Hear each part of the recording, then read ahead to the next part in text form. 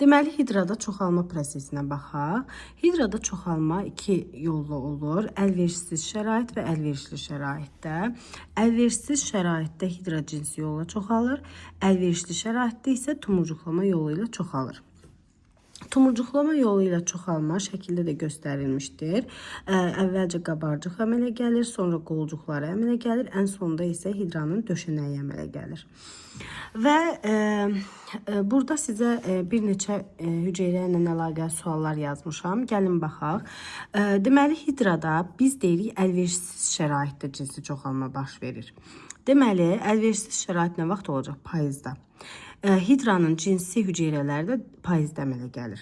Yazda isə artıq zigot əmələ gələndən sonra, cinsi çoxalmadan sonra əmələ gələn zigot yazda normal əlverişli şəraitə düşür və bu zaman parçalanma prosesi gedir. Yəni payızda cinsi çoxalma gedir, zigot əmələ gəlir, amma zigotun parçalanma prosesi yazda gedir. İndi gəlin burada bir neçə sual var. Suallara baxaq. Deyir ki, yazda hidrada neçə hüceyrəyə rast gəlinir?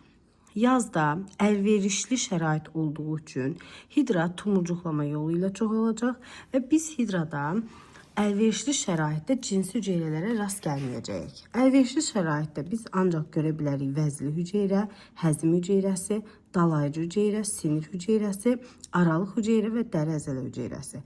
Deməli, spermatozoid ilə yumurta hüceyrəyə biz yazda rast gələ bilmərik. Burada neçə hüceyrə oldu? 1, 2, 3, 4, 5, 6. Yazda hidrada ancaq 6 hüceyrəyə rast gəlinə bilər.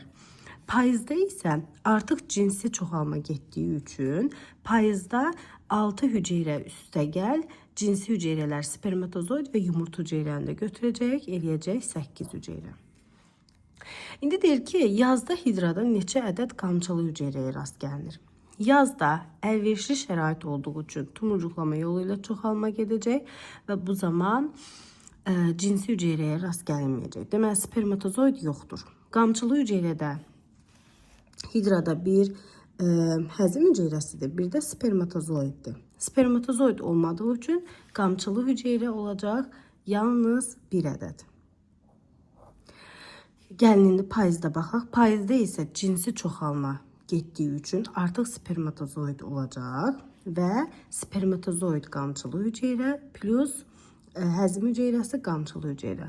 Bu zaman iki hüceyrəyə rast gəlinəcək.